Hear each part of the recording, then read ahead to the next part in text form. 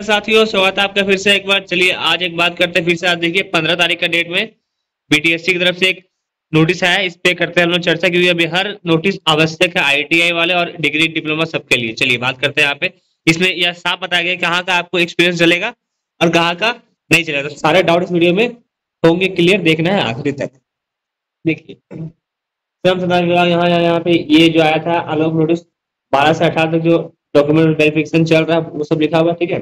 जिनको डिस्क्वालीफाई किया गया था उनको 16/7 से लेके 18/7 यानी कि 2 दिन, यानी कि कल परसों और नरसों 3 दिन उनको अपना वापस से, जिनको स्कूटनी में डिस्क्वालीफाई किया, सिर्फ एग्जाम में नहीं सिर्फ स्कूटनी में, उनको फिर से दिया गया मौका अपने वहां पे आप वो री अपलोड कर सकते हैं 16, 17, 18 तक शाम 6 बजे तक, ठीक है। तो उनको वेबसाइट पे ही लॉगिन करना है, कोई पोस्ट या उसके द्वारा पे नहीं किया जाएगा, ये इनके द्वारा बताया गया, ठीक है। कि वहाँ पे कैसे कैसे आपको जाना है, इस वेबसाइट पे जाना है, फिर आपको अपना लॉगिन करना है, फिर उसके बाद आपको रेस ऑब्जर्वेशन में जाना है, क्लिक करके अपलोड करना है, ठीक है। और कोई भी कुरियर या पोस्ट या डाक रूप से प्राप्त करने में कोई भी चार्ज नहीं होगा, क्योंकि आपको वहाँ पे वेबसाइट पे ही करना है। अब देख कहाँ का अनुभव चाहिए वो इसमें लिखा हुआ, बहुत ही इंपॉर्टेंट, सबसे इंपॉर्टेंट पॉइंट देखिए। चलिए शुरू करते हैं।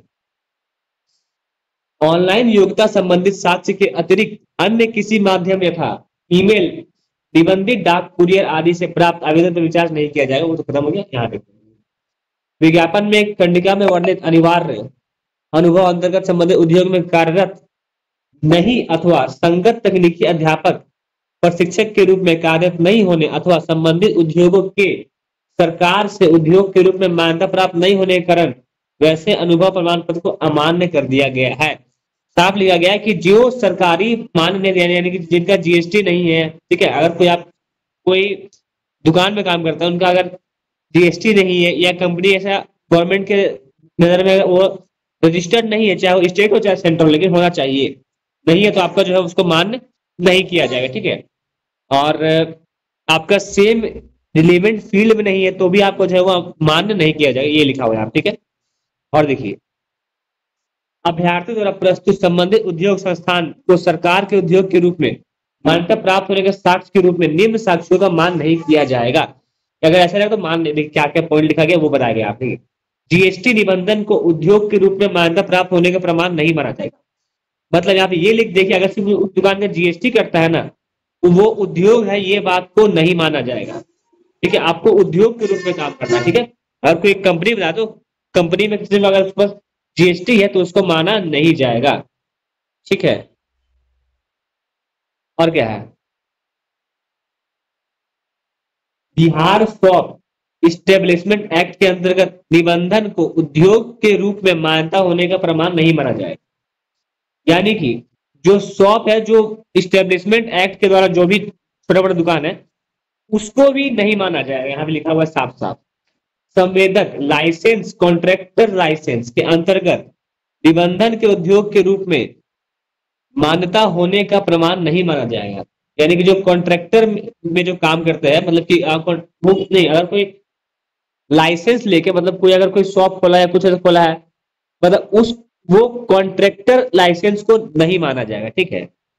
अगर आप किसी अच्छे उद्योग में काम किए जो कि सरकार में रजिस्टर हो उद्योग के रूप में, तो वहां का जो वहां पे आप अगर कॉन्ट्रैक्ट भी काम किए हैं, ठीक है।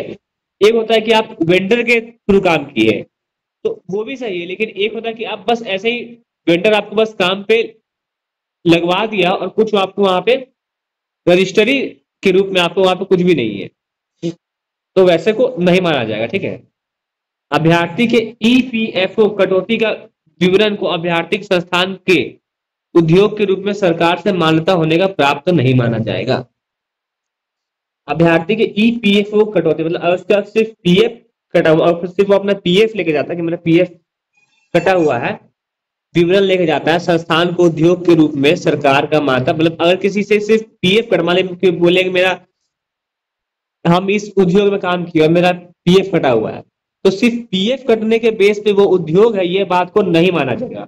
और सिर्फ कॉन्ट्रैक्टर लाइसेंस के बेस पे वो उद्योग है, इस बात को भी नहीं माना जाएगा। और बिहार शॉप इसके भी अंतर्गत कोई है, उसको भी नहीं माना। और सिर्फ जीएसटी एक उस बात का सबूत नहीं होता है कि ये एक उद्योग है, ठीक है। ये सब पॉइंट है लिखा हुआ, मगर इसमें भी बता दें आपको कि इस जो पॉइंट लिखा है मानते हैं वो सब सही, लेकिन अगर आपने किसी वैलिड जगह से, मतलब कि अगर किसी इंस्टीट्यूट से या किसी अच्छे कंपनी में, जैसे टाटा, महिंद्रा, रिलायंस और कोई भी अच्छे यहाँ पे जो कि रेपुटेटेड हो, और कोई भी ऐसा इंस्टीट्यूट जो कि सरकार से मान्यता प्राप्त, वहां से काम किया, तो आपको एकदम वैलिड होगा, आपको चिंता की आवश्यकता नहीं है। और कोई